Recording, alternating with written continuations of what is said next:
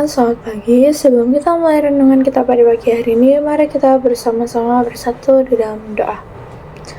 Tuhan Yesus Kristus, terima kasih Tuhan atas berkat-Mu, penyertaan-Mu sepanjang malam Tuhan.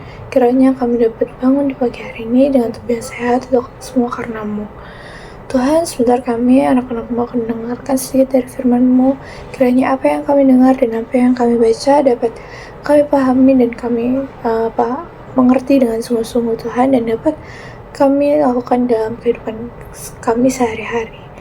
Tuhan, berkati juga hamba-Mu yang akan menyampaikan firman-Mu Tuhan. Kiranya apa yang hamba-Mu sampaikan dapat mudah dimengerti.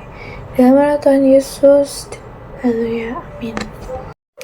Jadi judul renungan kita pada pagi hari ini yaitu hidup tanpa takut ketinggalan, atau biasanya anak-anak Gen Z itu sebutnya dengan istilah FOMO. Nah, ayat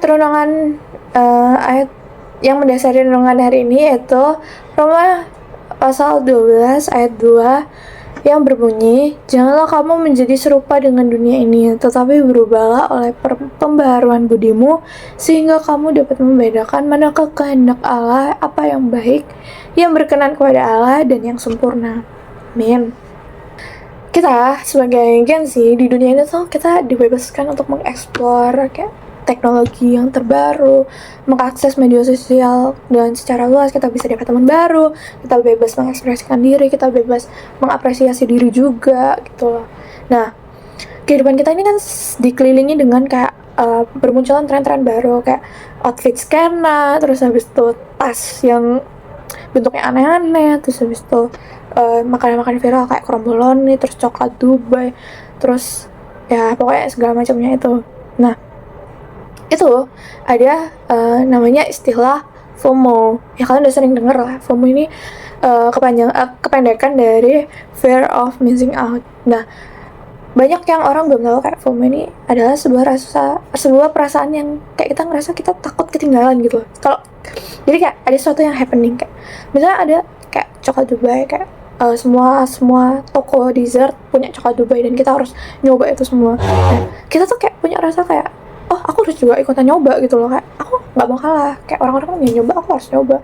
Nah, itu yang disebut dengan istilah FOMO. Kita mulai membandingkan diri kita dengan orang lain, kayak orang lain kok punya ini, aku kok nggak ada, kayak orang lain lo bisa punya, kenapa nggak bisa, ya kan? Kayak ya kan, orang lain tuh bisa, kayak orang lain kayak aku lo bisa ini, tapi kok aku nggak bisa ya, kenapa sih Tuhan? Nah, seringkali kita menjadi kayak apa ya, menyalahkan diri sendiri, dan kita kehilangan damai sejahtera dengan cara kayak kita menyalahkan Tuhan atas apa yang itu sebenarnya kesalahan yang kita lakukan gitu loh, bukan apa ya, itu bukan sesuatu hal yang sebenarnya Tuhan itu harus ikut campur atau enggak kayak. Nah, jadi kayak kalian pasti bertanya-tanya gimana caranya kita nggak FOMO, gimana caranya supaya kita bisa mengatasi hal itu. Yang pertama, prioritaskan hubungan kita dengan Tuhan. Jadi misal setiap pagi kita mendengarkan firman Tuhan, atau nggak setiap bangun tidur kita bersyukur atas hidup yang masih Tuhan kasih untuk kita pada hari itu. Yang kedua, belajar bersyukur. Nah, daripada kita fokus apa yang orang lain punya, lebih baik kita bersyukur apa yang Tuhan kasih kepada kita. Kayak daripada kita ngeliat, ya memang rumput tetangga lebih hijau, cuma daripada kita melihat rumput tetangga, lebih baik kita berfokus pada diri kita. Kita berfokus apa yang udah Tuhan kasih ke hidup kita, dan kita mensyukuri hal-hal tersebut, karena aku yakin Tuhan itu nggak akan pernah salah ngasih berkat kepada kita, dan nggak pernah terlambat ataupun nggak pernah nggak pernah terlambat dan nggak pernah terlalu cepat, dan selalu pas waktunya di saat kita butuh Tuhan kasih. Yang ketiga, kurangin waktu bermain media sosial. Nah, FOMO ini muncul karena kan kita melihat orang lain apa yang orang lain lakukan dan apa yang orang lain punya. Nah, daripada kita melihat hal-hal itu di media sosial kita, lebih baik kita luangkan waktu dengan kayak kita membangun iman kita, seperti membaca Alkitab tadi, terus melayani Tuhan, atau kita sharing dengan teman-teman kita. Sharing ya, not gibah, bukan gibah, sharing kayak cinta kasih Tuhan, apa yang udah Tuhan kasih ke kalian atau ke teman-teman kalian. Jadi kayak kalian bisa bertukar, oh Tuhan itu baik di hidupku karena Tuhan itu pernah gini gitu. Jadi kita saling bertukar cerita apa yang Tuhan kasih ke kita. Yang keempat, ingat identitas kita di dalam Kristus. Kita bukanlah apa yang dunia katakan tentang kita. Jadi kita ini ya diri kita gitu. Bukan dari apa yang dunia omongin ke kita. Identitas kita nggak pernah ditentuin sama omongan orang. Kita nggak pernah ditentuin jumlah like, jumlah komentar di Instagram, TikTok, Twitter. Itu nggak, tetapi oleh kasih Allah yang tidak bersyarat gitu. Jadi kita harus tetap ingat kalau identitas kita di dalam Kristus itu apa, kita mengejar apa, dan kita hidup untuk apa gitu. Dan yang kelima, yang terakhir, percayalah kepada rencana Tuhan. Dan nggak semua hal yang kita lewatin di dunia ini, di tahun lalu, di tahun ini itu buruk. Tuhan tahu apa yang terbaik untuk kita dan apa yang tidak perlu kita ikutin. Jadi nggak perlu takut untuk kehilangan sesuatu. Kalau memang kita kehilangan sesuatu itu, entah itu kehilangan teman, entah itu kehilangan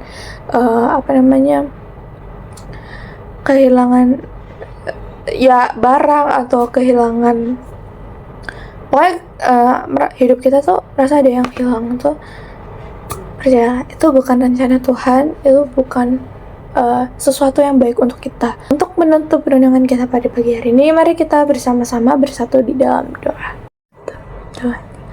Tuhan Yesus, terima kasih Tuhan atas penyertaan-Mu, kasih setia-Mu. Kami ada sampai hari ini Tuhan, itu bukan karena kebetulan, tapi karena-Mu kami dapat hidup sampai hari ini Tuhan. Kiranya kami dapat hidup di dalam Kau, kami dapat percaya sepenuhnya kepada rancangan-Mu Tuhan, karena rancangan-Mu itu bukanlah rancangan kecelakaan, namun rancangan yang membangun masa depan kita Tuhan. Sebentar kami anak-anak-Mu akan melanjutkan aktivitas kami masing-masing. Kiranya Engkau berkati aktivitas hari ini, dari pagi ini, siang nanti, sore nanti, sampai nanti malam kami kembali ke tempat tidur kami masing-masing. Tuhan, Engkau sertai kami, Engkau lindungi kami selalu Tuhan, dalam perjalanan, dalam kegiatan kami Tuhan. Terima kasih Tuhan. Hanya di dalam nama-Mu kami sudah berdoa dan mengucap syukur. Haleluya, amin. Dan